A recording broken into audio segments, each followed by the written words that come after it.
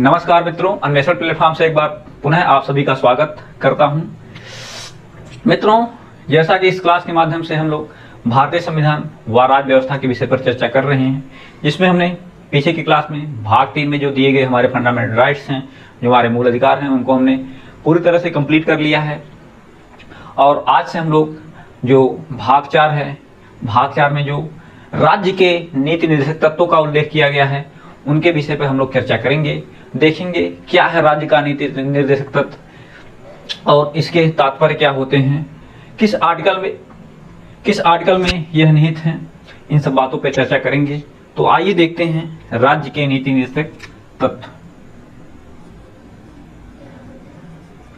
राज्य के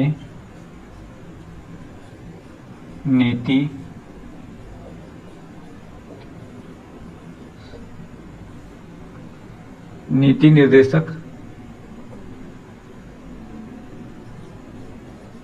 तत्व। राज्य के नीति निर्देशक तत्व पे हम लोग चर्चा करें। जो राज्य के नीति निर्देशक तत्व हैं, पिछली क्लास में हमने देखा था कि जो हमारे मूल अधिकार हैं वह कहां से लिए गए थे, अमेरिका के संविधान से लिए गए थे। जबकि राज्य के नीति निर्देशक तत्व की बात करें तो यह सर्वप्रथम बात करें तो भाग 4 में 36 से 51, आर्टिकल 36 से 51 के बीच में निहित है। अनुच्छेद 36 से 51 में निहित है। इसमें नेक्स्ट अगर हम लोग बात करें, यह लिया कहां से गया है। जब हम लोग ने संविधान का स्रोत पीछे पढ़ा था उसमें ये सब बातें हो चुकी हैं, लेकिन सब जितने हमने संविधान के स्रोत में सब शब्द पढ़े हैं, सब आगे ऐसे ही मिलते जाएंगे। तो दोस्तों, राज्य के नीति निर्देशक तत्व जो हैं वह आयरलैंड के संविधान से लिया गया है। किस देश से? आयरलैंड।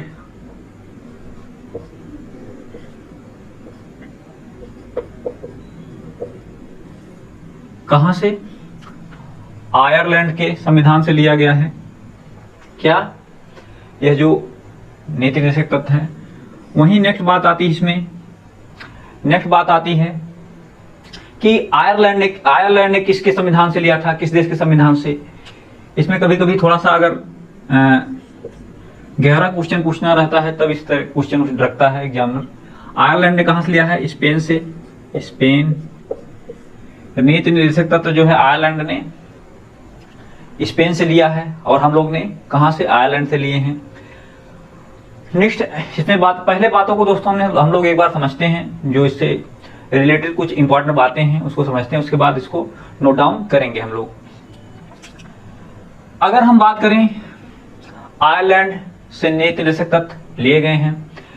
सर्वप्रथम नीति निर्देशक तत्व जो है, नीति निर्देशक तत्व को संविधान में रखने की अनुशंसा किसने की थी? अनुशंसा की अगर हम लोग बात कर लें, अनुशंसा की अगर हम लोग बात करें तो वी.एन. राव के द्वारा रखा गया था। वी.एन. राव के द्वारा इसकी अनुशंसा की गई थी।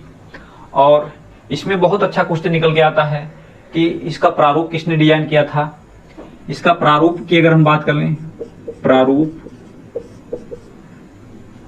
तो प्रारूप दोस्तों तेज बहादुर सप्रू जी ने इसका प्रारूप डिजाइन किया था। तेज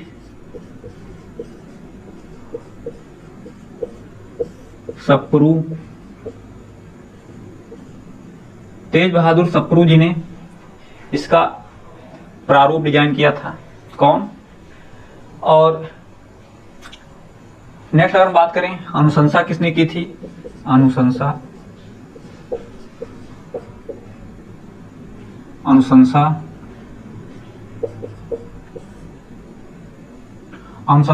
वी.एन. राव ने की थी।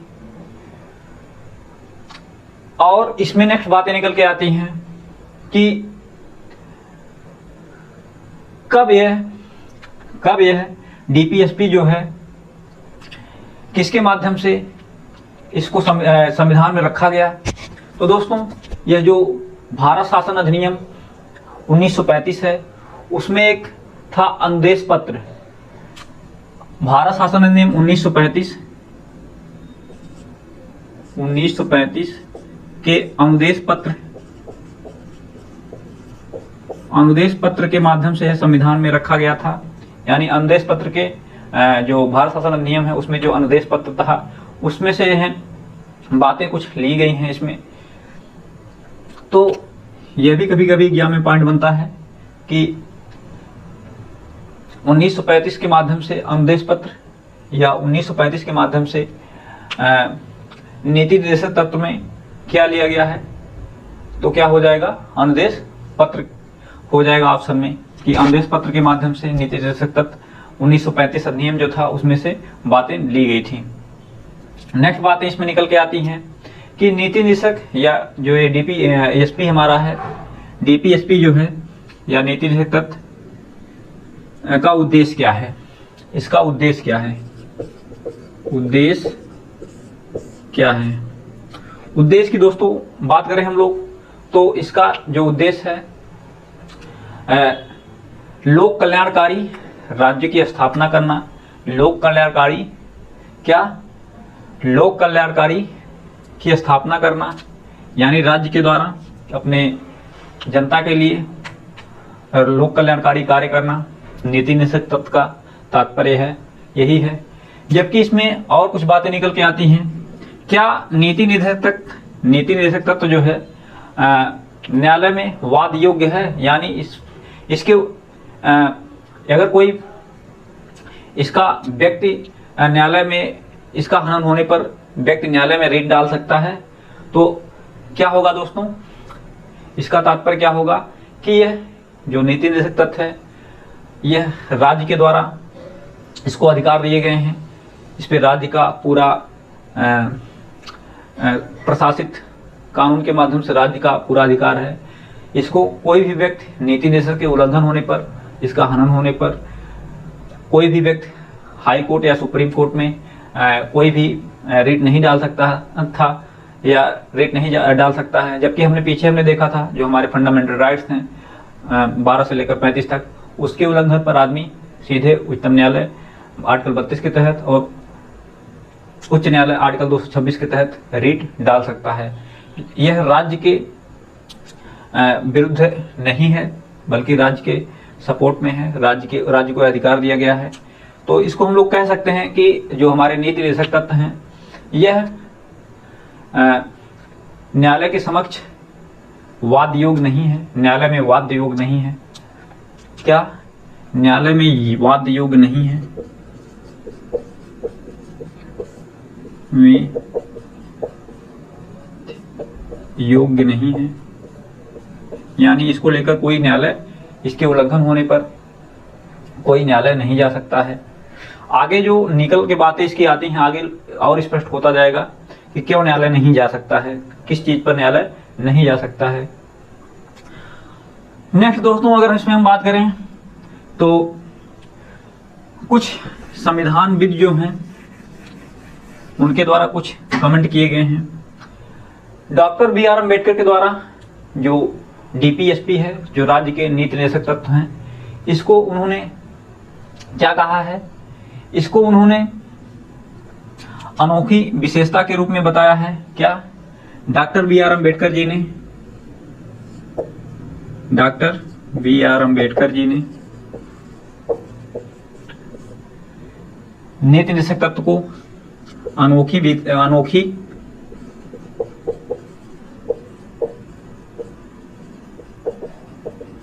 विशेषता के रूप में बताया है।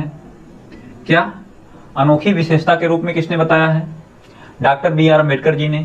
जबकि वहीं नेक्स्ट हम बात कर लें, एक विचारक हैं जैनिंग। जैनिंग ने क्या कहा है, जैनिंग ने फैबियन समाजवाद की संज्ञा दी है। क्या जैनिंग ने फैबियन समाजवाद की संज्ञा दी है।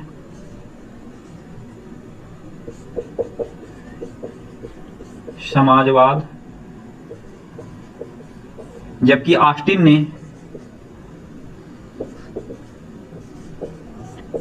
संविधान की जो नीति निर्देशक को आत्मा के रूप में बताया है। आत्मा के रूप में कौन बताया है, जो ऑस्टिन साहब हैं। तो कुछ विचारक थे जो संविधान को देख सकते हैं, जो doctor B are Ambedkar ji ने नीति निर्देशकों को क्या कहा है, अनोखी विशेषता के रूप में बताया है, जबकि जैनिंग ने फैबियन समाजवाद के रूप में बताया है, जबकि ऑस्टिन ने इसको संविधान की आत्मा के रूप में बताया है, किसको, डीपीएसपी को। अगर दोस्तों नेक्स्ट इस पे हम लोग बातें करें तो यह बातें निकल के आती हैं इतनी सारी। हमने देखा राज्य के नीति निर्देशक जो तत्व हैं वह कहाँ से लिए गए हैं। पहला क्वेश्चन तो यही बनता है कि राज्य के नीति निर्देशक लिए गए हैं, 4 ऑप्शन आपको दे दे, उसमें से हमारा ऑप्शन कौन सा हो जाएगा, आयरलैंड। वहीं राज्य के नीति निर्देशक तत्व, यह भी क्वेश्चन बन सकता है किस भाग में उल्लेखित हैं, तो इससे में भाग 4 हो जाएगा, ऑप्शन में भाग 4 हो जाएगा। वहीं अगर नेक्स्ट क्वेश्चन बने तो राज्य के नीति निर्देशक तत्व किसमें, किस आर्टिकल में निहित हैं, तो हम लोग का ऑप्शन कौन सा सही हो जाएगा। 4 ऑप्शन आपको दिया जाए, इसमें आर्टिकल 36 से लेकर 51 में राज्य के नीति निर्देशक तत्व उल्लेखित किए गए हैं। नेक्स्ट अगर क्वेश्चन बन रहा है कि सर्वप्रथम इसका अनुशंसा किसने की, 4 ऑप्शन आपको दे दिया जाए, तो कौन से ऑप्शन सही हो जाएंगे, बी एन राव के द्वारा सर्वप्रथम नीति निर्देशक तत्वों की अनुशंसा की गई। जबकि अगर नेक्स्ट क्वेश्चन ही बनता है कि इसकी प्रशंसा प्रारूप किसने तैयार किया, तो उस ऑप्शन में क्या सही हो जाएगा, 4 ऑप्शन आपको दिए, ऑप्शन में क्या सही हो जाएगा, तेज बहादुर शत्रु जी। और नेक्स्ट अगर क्वेश्चन ही बनता है कि डॉक्टर बी आर अम्बेडकर ने नीति निर्देशक तत्व को क्या कहा है, तो अनोखी विशेषता के रूप में किसने बताया है, doctor B are Ambedkar ji ने। अगर जैनिंग के बारे में पूछे, जैनिंग ने क्या कहा, फैबियन समाजवाद, जबकि ऑस्टिन ने इसको आत्मा के रूप में दर्शाया है।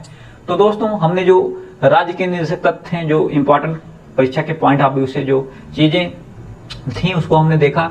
अब इसमें जो पॉइंट बनने वाली हैं, जो आर्टिकल हैं, उसको हम लोग एक एक आर्टिकल के तहत चीजें को नोट करेंगे, और जो जितने चीजें इसमें डिस्कस की हैं उसको पहले नोट करते हैं, उसके बाद जो आर्टिकल दिए हैं उसको हम लोग नोट करेंगे। तो आइए देखते हैं।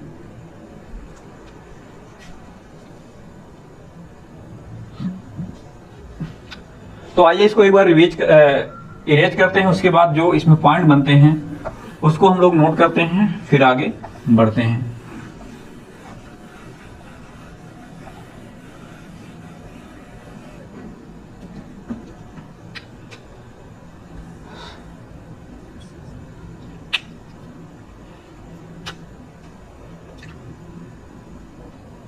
निर्देशक तत्वों को प्रस्तावना में निहित जो लोक कल्याणकारी राज्य को प्रस्तावना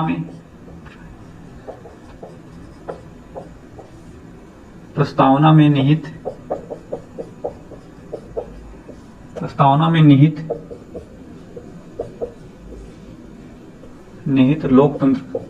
लोक कल्याणकारी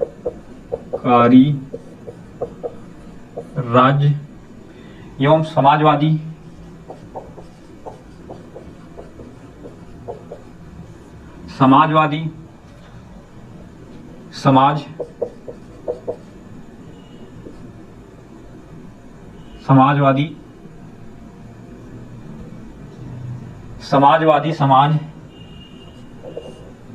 समाज की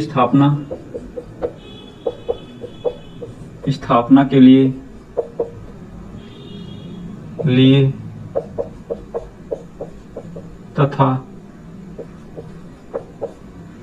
तथा सामाजिक, आर्थिक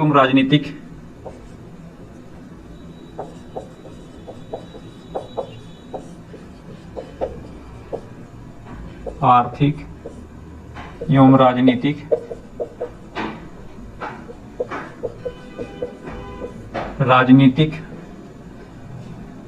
न्याय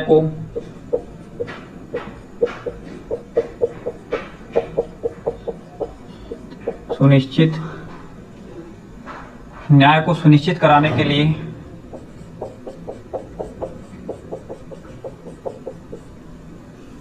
लिए भाग 4 में 36 से अनुच्छेद 36 से या आरटी 36 से 51 में निहित 51 में या 51 तक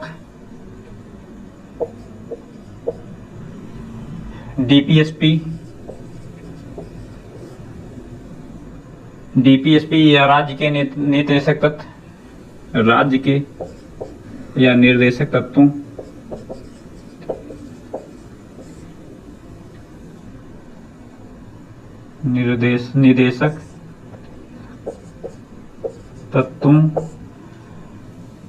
निर्देशक तत्वों का प्रावधान किया गया है।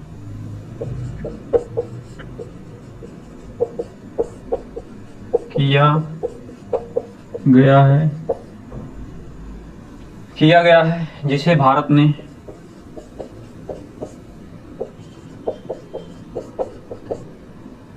आयरलैंड से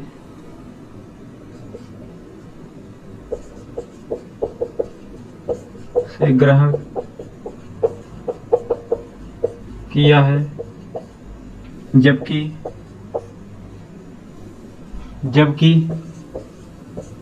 आयरलैंड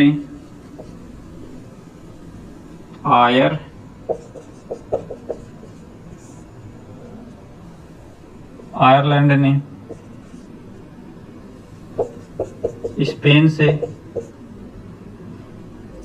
लिया है। क्या आयरलैंड ने स्पेन से लिया है? नेक्स्ट बातें आती है नीति निषेधक तत्व। सर्वप्रथम नीति निषेधक तत्वों की सर्वप्रथम अभिव्यक्ति कहां से होती है? 1935 के भारत शासन अधिनियम के अनुदेश पत्र के माध्यम से।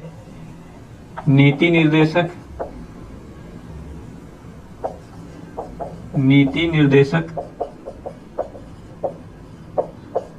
की अभिव्यक्ति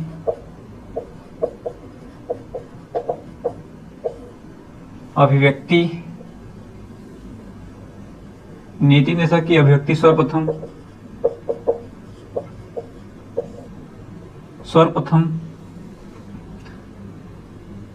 1935 भारत शासन अधिनियम के अनुदेश पत्र के माध्यम से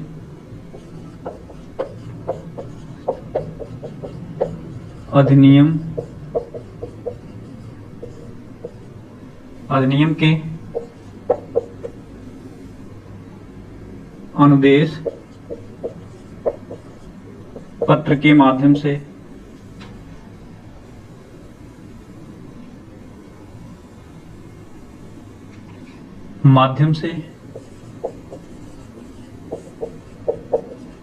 होती है।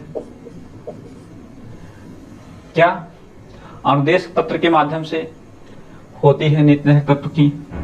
वहीं संविधान सभा में संवैधानिक सलाहकार BN राव जी हैं, सर्वप्रथम इसकी अनुशंसा करते हैं। संविधान सभा के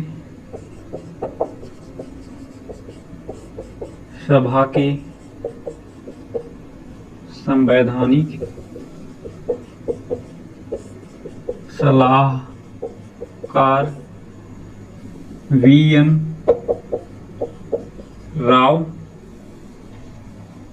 राव की सिफारिश पर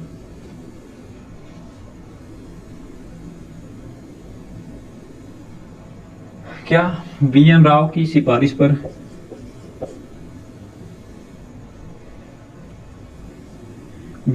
सिफारिश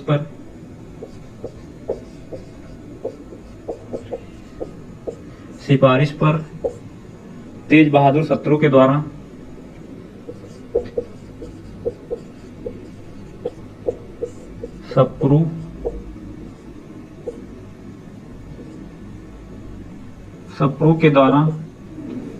इसके प्रारूप का निर्माण किया जाता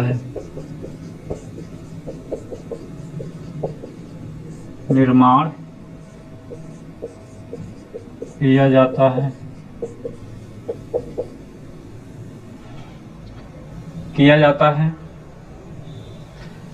वहीं अगर हम बात करें दोस्तों नीति निर्देशक तत्व जो हैं, इसका मुख्य उद्देश्य क्या है? नीति निर्देशक तत्वों का यहां से इंपॉर्टेंट पॉइंट आती हैं। इनका मुख्य उद्देश्य जो है वो लोकतंत्र या लोक कल्याणकारी या राज्य के सामाजिक आर्थिक लोगों का सहयोग करना। क्या?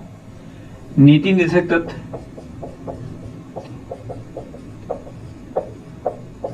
तत्व का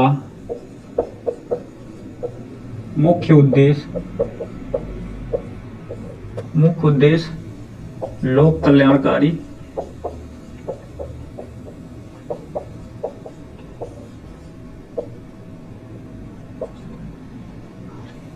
कल्याणकारी राज्य अर्थात सामाजिक तथा आर्थिक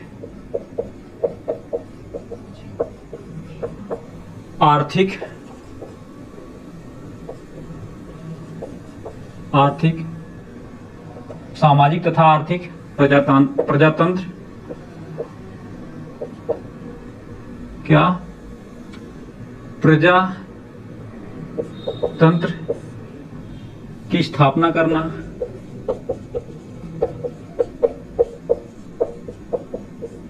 प्रजातंत्र की स्थापना करना।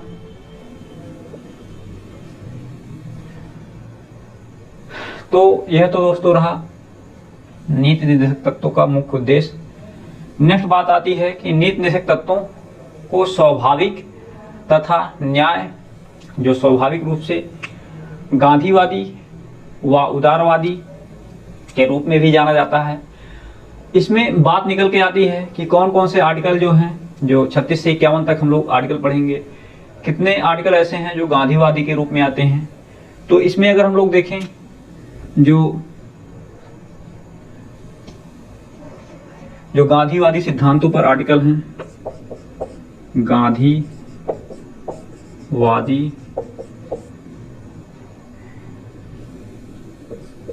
सिद्धांतों पर आधारित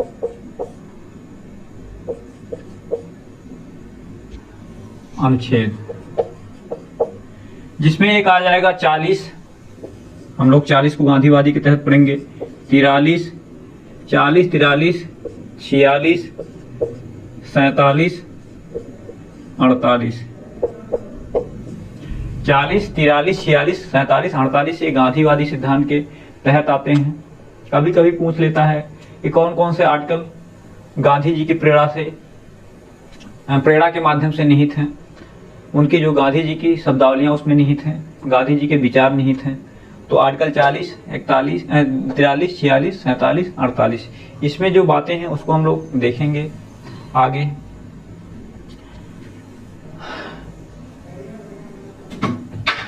इसमें नेक्स्ट अगर हम लोग देखें, जो कुछ विचारक हैं जिनके द्वारा इस नीति निर्देशक तत्वों पर कमेंट किए गए हैं, जिसमें सर्वप्रथम हम लोग देखें डॉक्टर B.R. अम्बेडकर जी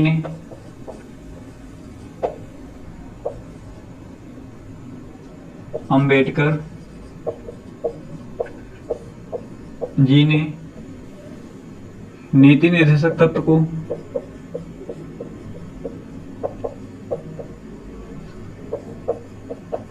को संविधान की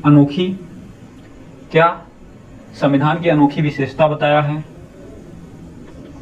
तत्व को संविधान की अनोखी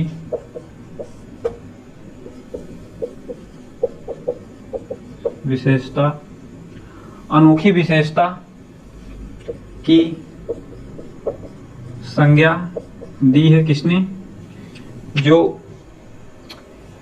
डॉक्टर B.R. अम्बेडकर जी हैं। वहीं नेक्स्ट हम लोग देख लें, एक विचारक और हैं, कौन है?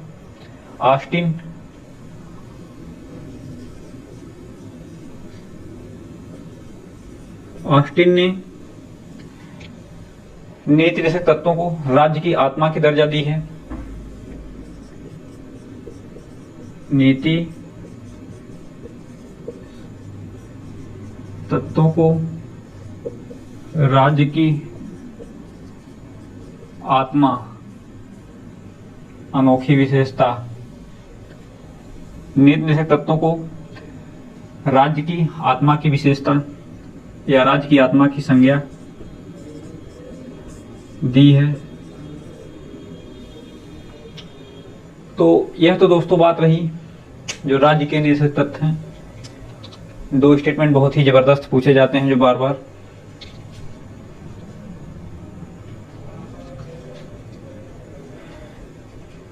नेक्स्ट इसमें जो आगे हम लोग देखेंगे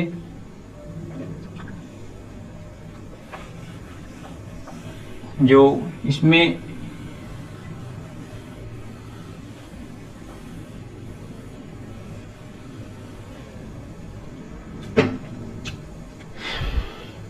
आगे जो आर्टिकल दिए गए हैं उनके विषय पर हम लोग चर्चा करेंगे। इसमें आर्टिकल 36 में क्या कहा गया है? अनुच्छेद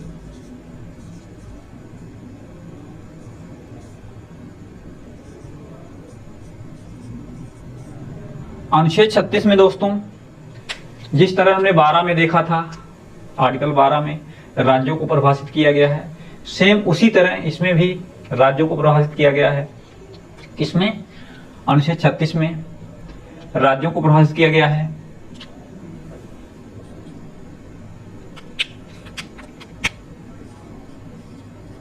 राज्यों को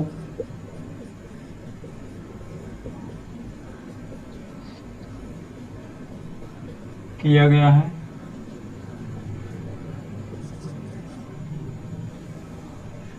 नेक्स्ट बात आती है कि आर्टिकल 37 में क्या है? आर्टिकल 37